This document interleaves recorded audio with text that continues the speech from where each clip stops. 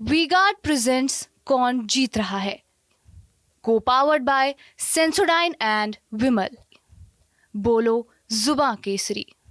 लेकिन हर्षवर्धन त्रिपाठी जी, ये जो सीटें हैं जिसकी बात अभी रुपेश भी कर रहे थे कि प्रधानमंत्री नरेंद्र मोदी ने पटना में रोड शो किया और उसके आसपास की जो सीटें हैं उसे वो प्रभावित करते हैं। वाराणसी में वो चुनाव लड़ रहे हैं, उसके आसपास की सीटों को प्रधानमंत्री के वहाँ चुनाव लड़ने की वजह से भी उसका असर देखने को मिलता है। लेकिन जो पटना है या पटना के आसपास की सीटें हैं, पाटलिपुत्र की सीट एक बड़ी चुनौती बनी हुई है, उसी सीट को नहीं जीत पा रही है आरजेडी।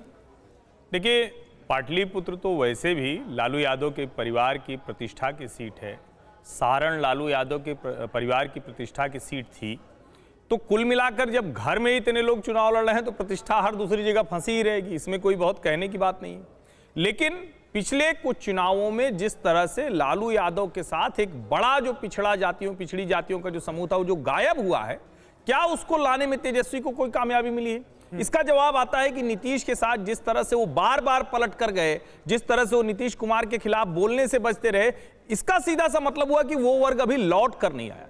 प्रधानमंत्री नरेंद्र मोदी, चाहे बिहार हो, चाहे उत्तर प्रदेश हो, चाहे हिमाचल प्रदेश हो, आप सभी प्रत्याशियों को सुनिए तो रवि किशन की आवाज वैसे ही निकलेगी, रामकृपाल की भी आवाज वैसे ही निकलेगी और मंडी में कंगना की भी आवाज। सबको पता है कि इनका रोड शो, इनकी रैली, इनका कोई जो प्रचार अभियान है वो सबसे ज्यादा असर करता है। और मुझे लगता है यही वो डिफरेंशिएटर है जो विपक्ष को नहीं समझ में आ रहा है कि ये जो 10-15% का मत है जो जीत हार की तरफ ले जाता है, उसको हम कैसे काट पाए, और वो बड़ा संकट अभी भी बना हुआ है।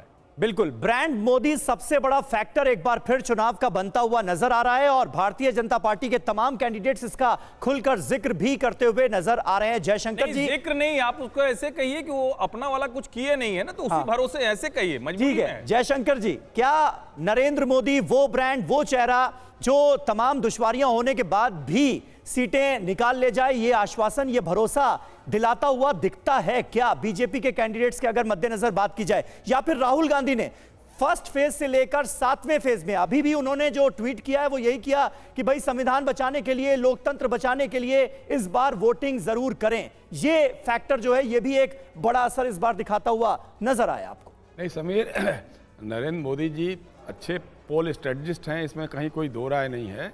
जहां कहीं चुनाव होना होता है, जिस दिन मतदान होना होता है उसके 1-2 दिन पहले या उसी दिन वो बगल के किसी क्षेत्र में भाषण करते हैं, रोड शो करते हैं, ताकि वहाँ का इम्पैक्ट वहाँ दिखाई दे।